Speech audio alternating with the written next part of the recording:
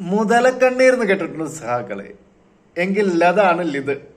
नारी शक्ति वंदन अधिनियम में संशोधन नहीं हो पाया और मैं इसके लिए सभी माताओं बहनों उनसे मैं क्षमा प्रार्थी हूं. അങ്ങനെ അടുത്ത വർഷത്തേക്കുള്ള ബെസ്റ്റ് ആക്ടറിനുള്ള അവാർഡ് നമ്മുടെ മോദിജി കരസ്ഥമാക്കിയിരിക്കുകയാണ് സഖാക്കളെ. എന്നാൽ ഈ മുതലക്കണ്ണീര് മുന്നേ പ്രവചിച്ച ഒരാളുണ്ട്, അയാളെയും കൂടി ഒന്ന് കണ്ടിട്ട് വന്നാലും. हैरान मत होना, कुछ दिनों बाद प्रधानमंत्री अपने भाषणों में जाकर कहने लगे, मेरी माताओं बहनों देखो. देश की माताओं बहनों और बेटियों से बात करने के लिए आया हूं.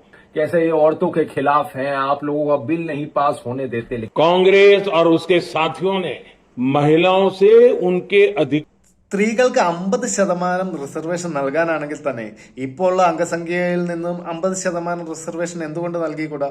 ഈ ഒരു ചോദ്യം പാർലമെന്റിൽ കല്യാൺ ബാനർജി എന്നൊരു അംഗം ഉന്നയിക്കുകയുണ്ടായി. ആ വീഡിയോയും കൂടി ഒന്ന് നമുക്ക് കണ്ടിട്ട് വരാം.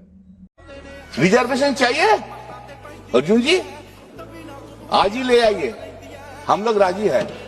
अभी जो स्ट्रेंथ है उसमें 50% वुमेन रिजर्वेशन कर दीजिए आज. पूरा आप लोग ले आइए. रात 12 बजे तक हम लोग बैठे रहेंगे इधर. उसको लिए डिलिमिटेशन का जरूरत नहीं है, उसके लिए डिलिमिटेशन का जरूरत नहीं है. नाटंकी बंद कीजिए. പിന്നെ ആ പ്രസംഗം കണ്ടു കഴിഞ്ഞപ്പോൾ എനിക്ക് വേറൊരു കാര്യം കൂടെ ഓർമ്മ വന്നു. നമ്മുടെ മഴവിൽ കാവടി എന്ന സിനിമയ്ക്കകത്ത് ഇന്നസെന്റ് പറയുന്ന ഒരു ഡയലോഗ്.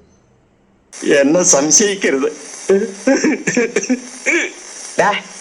ഈ മീശി വെച്ച് കരയിലട കഴുതേ, വെള്ളം വീണ് വീണ് ഇനി അത് വളരും.